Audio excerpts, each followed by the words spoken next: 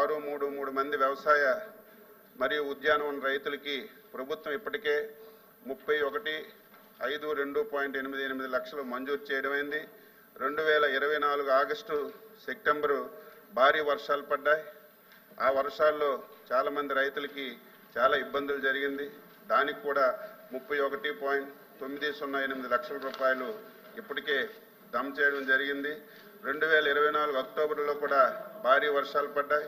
అప్పుడు కూడా 25,253 మంది రైతులు 10,009 హెక్టార్ల విస్తీర్ణంలో పంట నష్టం జరిగింది.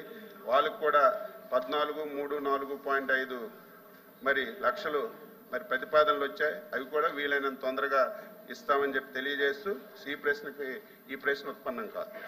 త్రిమూర్తులు గారు ఏదైతే వ్యవసాయ శాఖ మంత్రి గారు చెప్తున్నటువంటి విషయాలు, ఈ ప్రభుత్వం వచ్చిన తర్వాత చాలా చేశామని చెప్తున్నారు.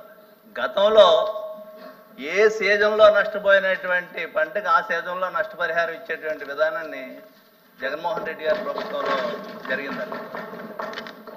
దీంట్లో గత ప్రభుత్వంలో 2014 నుంచి 19 వరకు ఉన్నటువంటి అప్పటి ప్రభుత్వంలో 5 సంవత్సరాలకు కలిపి 30,85,000 మందికి 3,400 కోట్ల రూపాయలు సుమారు సహాయం చేస్తే, జగన్మోహన్ రెడ్డి గారి ప్రభుత్వంలో 7,80,000 మందికి 5,55,000 మందికి 7,800 కోట్ల రూపాయలు సహాయం చేయడం జరిగింది అధ్యక్ష. ఈరోజు ఏ పంటలో నష్టపోయినటువంటి రైతుగా ఆ పంటలో నష్టపరిహారం ఇవ్వకపోవడం వల్ల రైతులు చాలా తీవ్రంగా నష్టపోతున్నారు. ఇది ఈ సంవత్సరంలో జరిగినటువంటి వర్షాలు, అదేవిధంగా వరదల వల్ల చాలా తీవ్రంగా నష్టపోయినటువంటి పరిస్థితులు. అప్పట్లో ఇచ్చినటువంటి లెక్కల మీద జూలైలో కురిసినటువంటి వర్షాల్లో అయితే 16 జిల్లాల్లో 1,65 లక్షల రూపాయల నష్టపరిహారం పంట నష్టం జరిగిందనేటువంటిది చెప్పినటువంటి ఈ ప్రభుత్వం అప్పట్లో, ఈరోజు మళ్ళా కొద్ది రోజులు పోయేటప్పటికి 4 జిల్లాల్లోనే 54 లక్షల మందికి మాత్రమే నష్టపరిహారం జరిగిందనేటువంటిది చెప్పడం జరిగింది. దీంట్లో అరకొరగా 3.3 కోట్లు మాత్రమే పరిహారం చెల్లించడం అనేటువంటిది జరిగింది. ఇది రైతులు చాలా ఆందోళనగా ఉన్నారు, ఆవేదనతో ఉన్నారు. ఈ రైతులను ఏదో చేసేస్తాం, మీరేం చేశారు, మేము అక్కడ చేస్తాం ఇక్కడ చేస్తాం అని చెప్పారు. 2 ప్రశ్నలకు ఆయనే ఇప్పుడు ఇంతకుముందు చెప్పారు కాబట్టి దాంట్లో కూడా మాట్లాడాలని అనుకుంటే, రైతులకు సంబంధించినటువంటి సమస్య కాబట్టి గత ప్రభుత్వంలో రైతులకి కౌలు రైతు అనేటువంటి వాడు కన్సెంట్ ఇస్తేనే కౌలు కార్డులు ఇచ్చామని చెప్పారు. ఇది శుద్ధ అబద్ధం. కౌలు రైతులకి మేము దగ్గరుండి కౌలు కార్డులు చాలా మంది తెప్పించాం. ఎంఆర్ఓలతోటి అప్పుడు ఉన్నటువంటి ఆర్డీఓలతోటి మాట్లాడి ఈ క్రాప్ ఏదైతే నమోదవుతుందో, ఏ రైతు అయితే పంట పండిస్తున్నాడో చూసి ఓనర్తో సంబంధం లేకుండా, రైతు భూ యజమానితో సంబంధం లేకుండా రెవెన్యూ డిపార్ట్మెంటు అలాగే వ్యవసాయ డిపార్ట్మెంట్ 2 డిపార్ట్మెంట్ల దగ్గర ఉన్నటువంటి లెక్కల ప్రకారంగా కౌలు కార్డులు ఇప్పించినటువంటి పరిస్థితి కూడా మేము చేసామనేటువంటి చెప్పగలుగుతున్నాం అధ్యక్ష. ఇదేమీ లేదనేటువంటి చెప్పడం అనేటువంటిది అచ్చెన్నాయుడు గారు మంత్రి గారు ఇటు నుంచి అటు తిప్పి అటు నుంచి ఇటు తిప్పి మేము ఏదో చేసేస్తున్నాం రైతులకి అనేటువంటిది చెప్పడం. 20,000 రూపాయలు ఇస్తామని చెప్పలేదు. కేంద్ర ప్రభుత్వం మాది కల్పిస్తామని చెప్పేసి అన్నాడు. మీరు ఇచ్చినటువంటి దాంట్లోనే రైతుకి 20,000 రూపాయలు సహాయం చేస్తామని చెప్పారు. ఇప్పటికి 7 నెలలు అయిపోతున్నప్పటికీ 6 నెలలు 7 నెలలు అయిపోయినప్పటికీ ప్రభుత్వం వచ్చి ఈ రోజు వరకు ఇంకా విధి విధానాలు నిర్ణయిస్తున్నారు. రైతుకు సహాయం చేయడానికి విధి విధానాలు ఏముంటాయి? రైతులు ఎవరైతే ఉన్నారో మన దగ్గర మీ దగ్గరే లెక్కలు ఉంటాయి డిపార్ట్మెంట్ దగ్గర. ఎప్పటికి విధి విధానాలు నిర్ణయిస్తారు? ఈ క్రాప్ అయిపోయింది, రేపు ఎల్లుండో మళ్ళీ సెకండ్ క్రాప్ కూడా మొదలు పెడతారు. వర్షాకాలంలో బాగా నష్టపోయినటువంటి రైతులకి ఏ రకంగా సహాయం చేశారు? ఏ విధమైనటువంటి సహాయం లేకుండా మేమేదో చేస్తాం, రైతులకి అది చేస్తాం ఇది చేస్తాం అనేటువంటి విధానం చెప్తుంటే, తర్వాత ఇందాక మాట్లాడాడు మెకనైజేషన్ గురించి కూడా మాట్లాడారు. మెకనైజేషన్ ఏ విధంగానే కూడా యంత్ర పరికరాలు ఇవ్వలేదనేటువంటిది గౌరవ మంత్రి గారు చెప్తున్నాడు. Okay, ఇది తప్పు. యంత్ర పరికరాలు ఇచ్చారో లేదో అనేటువంటిది మీ డిపార్ట్మెంట్ లో మీ అధికారులు ఉంటారు కాబట్టి పిలిపించి గత ప్రభుత్వంలో ఎన్ని ట్రాక్టర్లు ఇచ్చారు, ఎన్ని కోత మిషన్లు ఇచ్చారు ఏంటి అనేటువంటిది ఆయన ఆదేశిస్తే పట్టుకొచ్చి ఆ టేబుల్ మీద పెడతారు. ఏమి ఇచ్చారు ఇవ్వలేదు అనేటువంటిది. అది లేదు ఇవ్వలేదు అసలు ఏమీ లేదు అనేటువంటి చెప్పడం మంత్రి గారికి ఇది సరైనటువంటి విధానం కాదనేటువంటిది కూడా మనం చేస్తున్నాం అధ్యక్ష. ఎప్పటిలాగా ఇన్పుట్ సబ్సిడీ కానీ ఇన్సూరెన్స్ కూడా ఈ గతంలో విధానంగా ఇన్సూరెన్స్ ప్రభుత్వమే భరించాలనేటువంటి మొన్న డిస్కషన్ లో చెప్పడం జరిగింది. ఈ రోజు కూడా రైతులను ఆదుకోవటం కోసం రైతుల్ని ఇన్సూరెన్స్ భారం అనేటువంటిది రైతుల మీద వేయకుండా ఇన్సూరెన్స్ పంట నష్టపోయినప్పుడు నష్టపరిహారం కానీ ఇన్పుట్ సబ్సిడీ కానీ రైతులకి విధూతంగా ఇచ్చి ఆదుకునేటువంటి విధానం తీసుకురావాలనేటువంటిది రైతు పక్షంగా మరి మంత్రి గారిని కోరుతున్నాను అధ్యక్ష. ప్లీజ్ శ్రీనివాస్ గారు కూర్చోండి. సుబ్బారెడ్డి గారు కూర్చోండి. ఓన్లీ సిగ్నేటరీస్ మనం సిగ్నేటరీస్ అనుకున్నాం సభలో.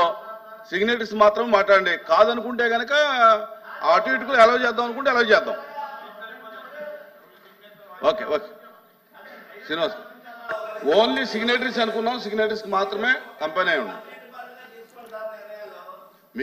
మీరు నిర్ణయాలు తీసుకోండి. మీరు చెప్పింది అది మీ సభలో చెప్పిందే. సరే శ్రీనివాస్ గారు చెప్పండి.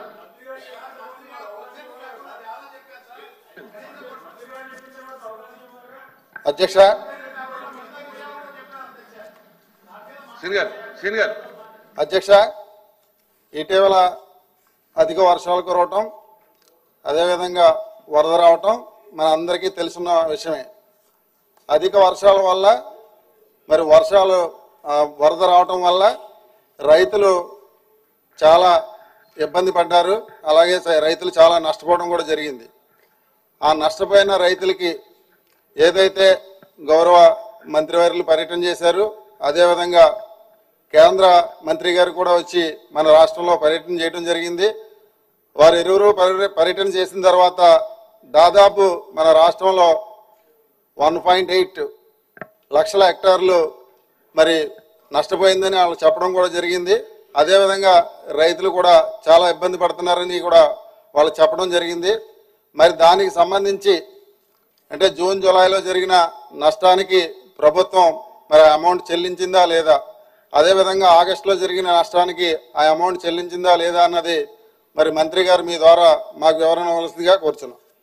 ఓకే సిగ్నేటర్స్ అనుకున్నాం. కూర్చోండి. ఇంకా మంత్రి గారు మాట్లాడుతూ అంత గౌరవం వస్తుంది అధ్యక్షులకి. అధ్యక్ష ఒకసారి అధ్యక్ష వినండి. వచ్చిన అడిగారు కదా వినండి అధ్యక్ష. జూలై, ఆగస్టు, సెప్టెంబరు, అక్టోబర్ అధ్యక్ష 3 సార్లు వరదలు కానీ భారీ వర్షాలు కానీ పడ్డాయి. 1,43,572.12 హెక్టార్లలో వ్యవసాయం నష్టపోయింది. ఉద్యానవనాలు 12,821.83 అధ్యక్ష. అంటే 1,56,393.95 హెక్టార్లలో ఇటు వరి కానీ ఉద్యానవనాలు కానీ నష్టపోయాయి అధ్యక్ష. నష్టపరిహారం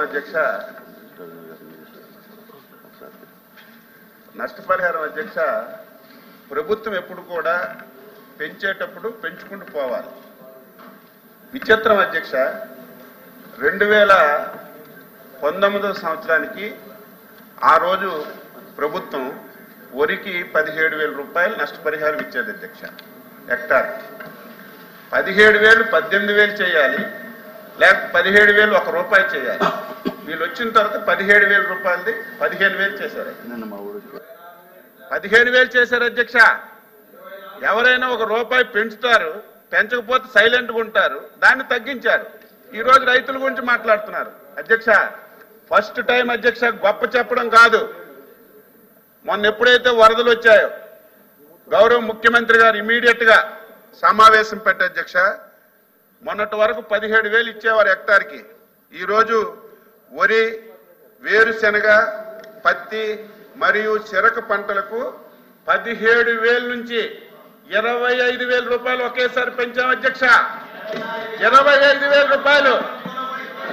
అదేవిధంగా ఇతర పంటలకి 15,000 రూపాయలు ఈరోజు ఇన్పుట్ సబ్సిడీ ఇస్తున్నాం అధ్యక్ష.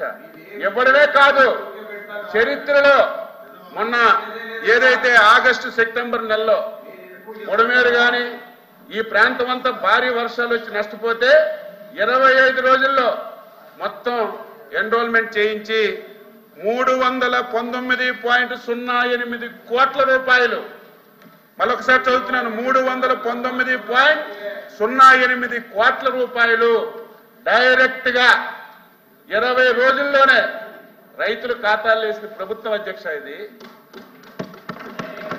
డైరెక్ట్ గా వేసాం. ఈ రోజు ఇంతకంటే ఇంకొక విషయం, ఇంతవరకు అధ్యక్ష కౌలు రైతుల ఖాతాల్లో ఇప్పుడు డబ్బులు వేయలేదు. ఈ రోజు ఏదైతే మేము 319 కోట్లు ఇచ్చామో 80% కౌలు రైతులకే ఇచ్చాం. మీరు చూసుకోండి. ఈరోజు ఆ రకంగా స్పందించాం అధ్యక్ష. ఇంకా మీరు జూలైలో ఏదైతే ఈస్ట్ వెస్ట్ గోదావరికి నష్టం జరిగిందో దానికి 31 కోట్లు మేము మంజూరు చేసాం. ఒక 4-5 రోజుల్లో వాళ్ళ అకౌంట్లో కూడా వేస్తాం అధ్యక్ష. మళ్ళీ అక్టోబర్లో రాయలసీమలో వర్షాలు పడ్డాయి, ఒక 14 కోట్ల నష్టం జరిగింది, అది కూడా మంజూరు చేసాం. వీలైనంత తొందరగా వేస్తాం అధ్యక్ష. ఎప్పుడైనా సరే జరిగిన 20 రోజుల్లో నష్టపరిహారం ఇచ్చిన సందర్భాలు లేవు. గతసారి 17,000 ఉంటే హెక్టార్కి 15,000 చేశారు. మేము 17,000 ఉంటే 25,000 చేశాం. దట్ ఈజ్ రైతు ప్రభుత్వం, that is Chandrababu Naidu, that is NDA government.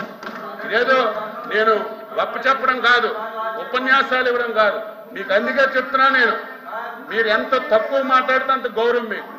మీరు ఏదో చేసినట్టుగా అన్ని ఇచ్చేసాం, అన్ని ఇచ్చిస్తే 23% వృద్ధి రేటు ఉన్నటువంటి అన్ని ఇచ్చిస్తే 23% వృద్ధి రేటు ఉన్నటువంటి వ్యవసాయం 29%కి వెళ్ళాలి.